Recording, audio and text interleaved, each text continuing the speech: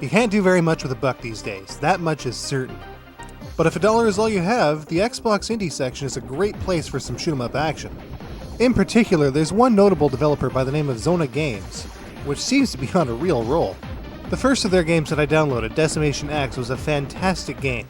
But the third version, Decimation X3, is really pulling out all the stops.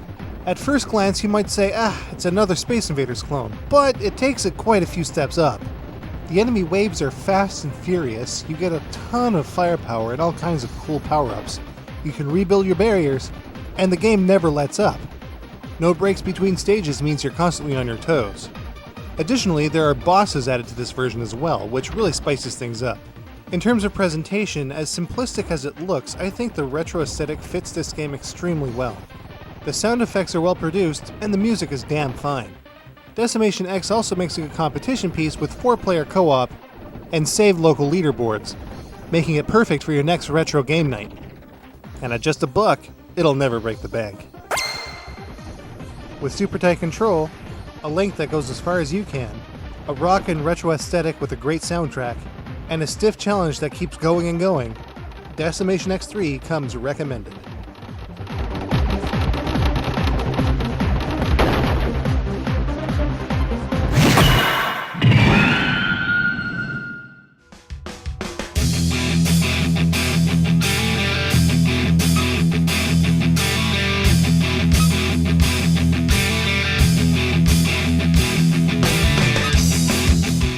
Geometry Wars is a fantastic game, but there's something about that dual-stick shooter that doesn't really feel too shmup-like.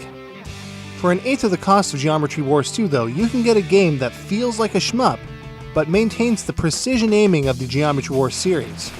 And that game is Zona Games' Score Rush. And not only is it a frantic, progressive bullet hell style shooter, it's also 4-player. Oh, it starts off easy enough, but sooner rather than later you're going to be flooded with enemy bullets of all sorts of different colors. And with a limited bomb stock, the risk-reward of this game becomes really complicated. Can you make it through that really narrow strip of bullets, or are you going to have to use a bomb to clear them all away? The choice is yours, but you might just end up getting smoked like I do. Now this is a game that has really high production values. It has a great heavy metal soundtrack and the graphics are so crispy and smooth. It's just a straight-up, fun-to-play game that should be in anybody's library. Indie games just don't come any better than this. Since this game is a straight-up score chase, it'll last a long time depending how much you want to put into it, and 4-player competitive co-op doesn't hurt either. The graphics and sound are simply fantastic, with very smooth running even if crowded visuals, and a bitchin' heavy metal soundtrack. The control is also smooth as butter and super precise, with a challenge that ramps up sharply but smoothly. Score Rush comes very highly recommended.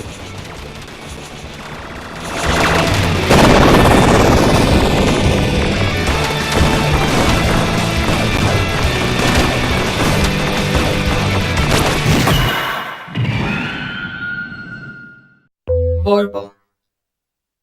Tier 1 versus Caleb Cole. Get ready. You know what the worst part about playing games like Decimation X and Score Rush is? Playing games that just aren't as good.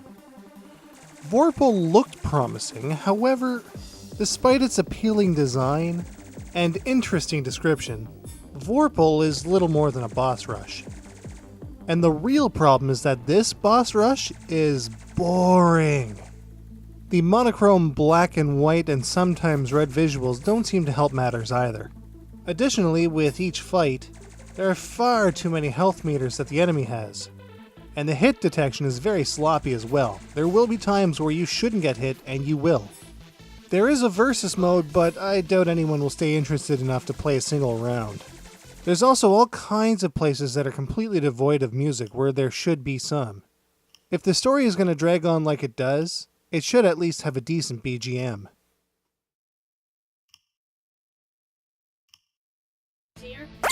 When a game feels that it's dragging on too long, it's the wrong kind of length. The challenge isn't especially great either, seeing as it's only a boss rush, and, well, most of the challenges derive from sloppy control. The visuals are dull, the sound is dull, the gameplay is dull. This is just a very boring, uninspired game. And it's one that I have no shame in saying that you should avoid, even at a book.